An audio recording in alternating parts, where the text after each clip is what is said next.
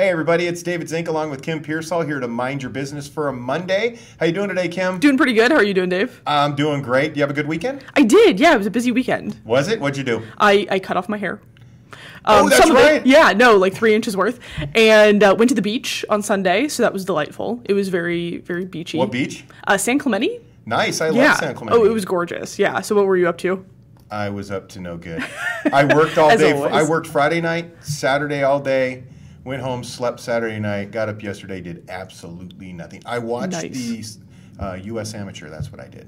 Fantastic. Golf guy. Sorry. Well, what do we got on the slate today, Kim? We've got a few stories going on today. First off, rental. Raincross Promenade has gone from selling condos to renting them, and that's the condo complex that's in Riverside. Also, we've got retail. 2 local malls are going to be starting farmers markets soon in their parking lots, which is pretty interesting. And finally, a little tidbit on a lawsuit that was filed by Twilight teen heartthrob Taylor Lautner against McMahon's RV. So we've got an update. That ought to be really good. First up, we got the Raincross Promenade, which is actually on the corner of it's on 3rd Street between Market and North Main, correct? Right. It's a pretty familiar site for folks who are driving around downtown Riverside. It's a fairly large 141-unit building that was just recently finished. It's right down there, and it was brand new, lots of palm trees and so forth. And they were going to be selling them as condos about 2 months ago when they started selling them and they opened them up.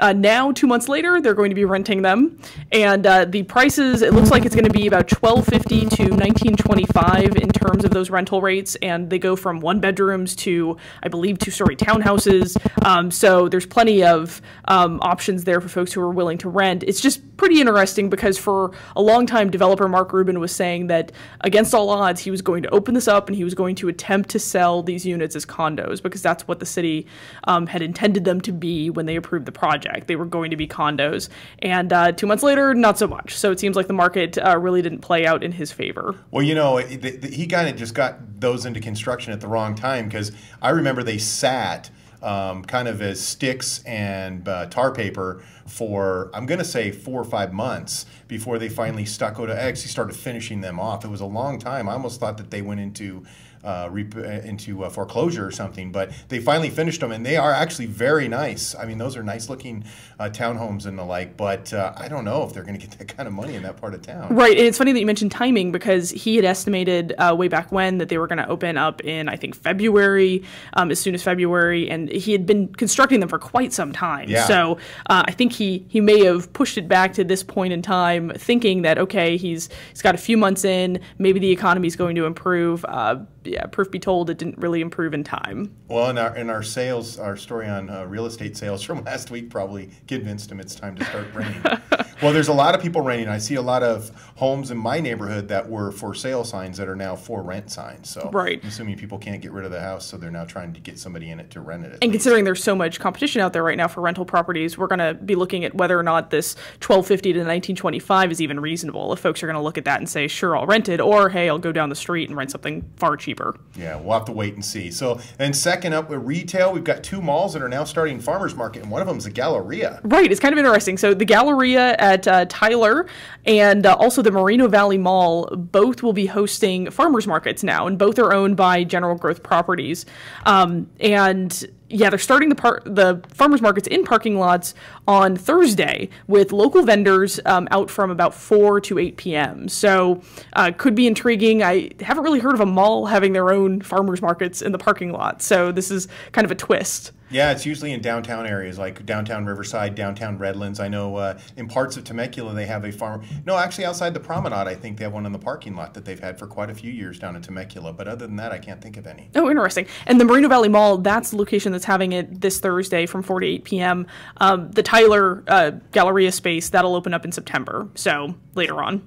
Yeah. Interesting. I'll have to wait and see how that goes, too. And then finally, my favorite story of the day, the Twilight Star decides to sue McMahon, and I guess there's an interesting story that goes with it. Indeed, yeah. We just got an update on this today because I believe last week TMZ had announced that Taylor Lautner, who is the werewolf in the Twilight Saga series, he had sued McMahon's RV for not delivering his tricked-out RV, his $300,000 RV, on time. He wanted it for a dressing room for his current filming project, Abduction, and he wanted it on July 21st. And he claimed that they had promised it to him on July 21st. Instead, they delivered it about, August 12th, and McMahon's is saying, wait a minute, we never had an agreement that said you wanted it by July 21st. So it's definitely a dispute on both sides, like most lawsuits and most legal wranglings. What's interesting now, though, is that McMahon's is challenging Lautner, who is 18, to a push-up duel. And the owner of McMahon's RV is about 47 years old. And either way, whoever wins, if Lautner indeed takes on this challenge, it would settle the dispute with prejudice, which means that Lautner couldn't file another lawsuit involved in this case. And otherwise, if McMahon's wins, he'll get $40,000 and he'll use it. Well, actually, he won't get it from Lautner. He'll just use $40,000 and pay it to the Children's Hospital of Orange County. So he's definitely spinning the news to be a little more positive on his side that he's going to donate these funds to a charity in Orange County, because McMahon's is based in Irvine, but they have locations in Colton and Palm Desert. Well, I'm going to have to root for McMahon. It sounds like such a better story if he wins.